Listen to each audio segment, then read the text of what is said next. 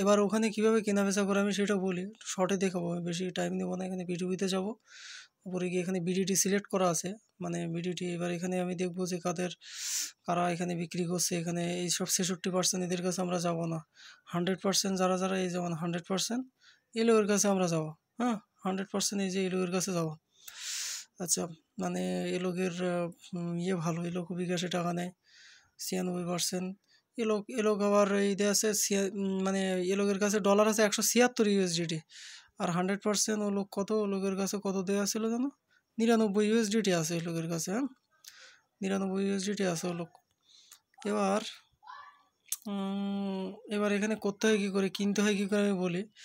এই যে কথার কথা, আমি এই যে এখানে এই যে বাইতে যাব, কথার কথা আমি জাস্ট এখানে এই যে বাইতে যাব, আমি এই যে 100% আছে এই লোকের কাছে, আমি দিয়েছে 99 USDT, না তার থেকে আরও একটু বেশি আছে এরকম লোকের কাছে যাই। এই যে 176 USDT আছে, আমি এর কাছে কথার কথায় যাবো, বাইতে যাব,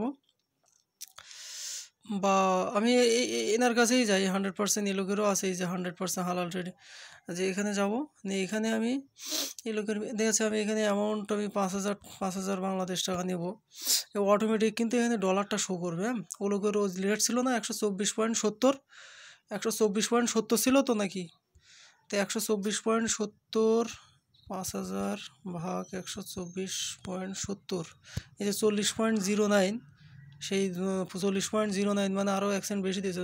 সেইটা পুরো এখানে সেই অনুযায়ী শো হবে। এইটাই আমার কাছে ওই অ্যাকাউন্টে অ্যাড হবে। বাই ইউএসডিটিতে ক্লিক করলে এখানে এই যে এলোক অনলাইনে আছে, এই যে এখানে চ্যাট করা যায়। এই যে এই এভারেজ দেখাচ্ছে।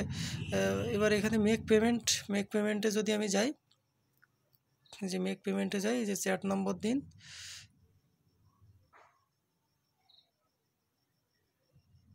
এইবার এটা কিন্তু ক্লিক করা যাবে না, এটা ক্লিক করা যাবে না, এটা ক্লিক করে টাকা পাঠিয়ে তারপর এটা ক্লিক করতে হবে। এই যে এরকম বিকাশ ওয়ালেট নাম্বার এই যে এখানে দিয়ে দিয়েছে। আচ্ছা, রেফারেন্সে বিকাশ ওয়ালেট নাম্বার কি সব এই যে দিয়ে দিয়েছে এখানে বিকাশ ওয়ালেট নাম্বার। আচ্ছা, এই সব কিছু এখানে দিয়ে দেয়। এই লোকের সাথে এরকম এই চ্যাটও করা যায়, এই যে এরকম চ্যাটও করা যায়। বিকাশ পার্সোনাল নাম্বার এখানে এই যে দিয়ে দিয়েছে চ্যাটের অপশানে গিয়ে। মোট টাকা এই যে এত, খরচ সহ টাকা পাঠিয়ে লাস্ট 2 নম্বর মেসেজ করুন। আচ্ছা, খরচ সহ টাকা পাঠিয়ে লাস্ট 2 নম্বর মেসেজ করুন। ঠিক আছে, ওখানে আবার খরচ লাগে নাকি?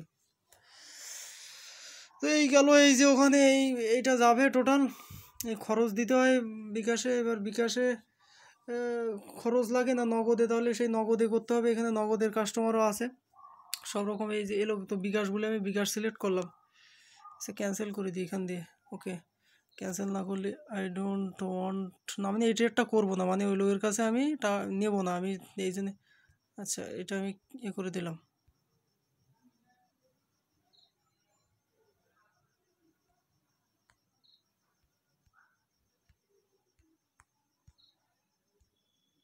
এই যে আমি কেটে দিলাম, ক্যান্সেল অর্ডার করে দিলাম। হ্যাঁ, তা নাহলে ওর ক্যান্সেল অর্ডার না হলে ওখানে টাইম শো করে, তো ওই টাইমের ভিতরে তো আবার ওকে টাকা পাঠাতে হবে, আর ওই টাইমের ভিতরে ও আবার আমাকে আবার ডলারটা পাঠাতে হবে। এই টাইম আছে এখানে, এই হেরিতেরি করলে টাইমের এদের নিয়ম লঙ্ঘন করে দিলে আছে ওর যে অ্যাকাউন্টের ওই টাকা সব বেরিয়ে $124 ওর কাছে, এই টোটাল যা রয়েছে সব ওই $40 মারতে গিয়ে ওর বাকি টাকা সব বেরিয়ে যাবে।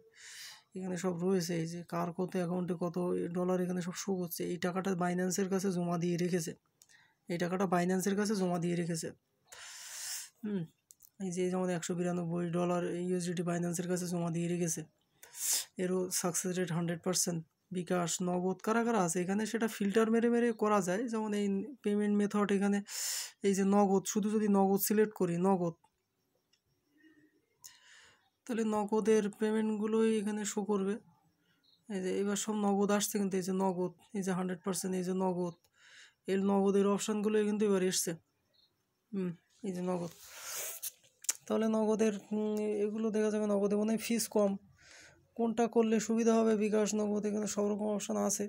সেটা করতে হবে। এখানে সব দেখে দেখে দেখে দেখে যাদের ডলার বেশি আছে, মেন কথা যাদের ডলার বেশি আছে, যেমন এই লোকের $253 আছে, এই লোক নগদ বিকাশ দুটোতেই করে।